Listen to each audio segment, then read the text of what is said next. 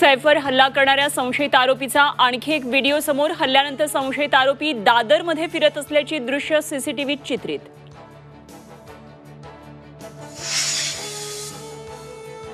वाल्मिक कराड विष्णू चाटेच्या खंडणी प्रकरणाची सुनावणी लांबणीवर. वकील आजारी असल्याने सुनावणी होणार नाही.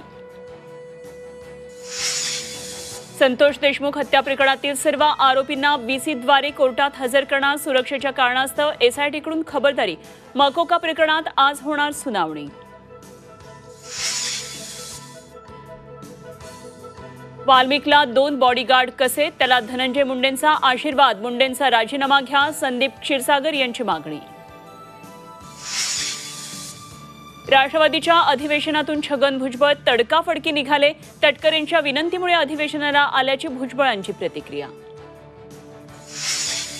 युती झाली तर ठीक, नाहीतर राष्ट्रवादी स्थानिक स्वराज्य संस्थांच्या निवडणुका स्वबळावर लढण्यास तयार.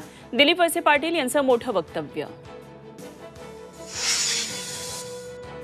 10वी-12वी बोर्ड परीक्षेचा हॉल तिकिटावर जात प्रवर्गाचा उल्लेख. राज्य शिक्षण बोर्डाच्या निर्णयामुळे नव्या वादाची शक्यता.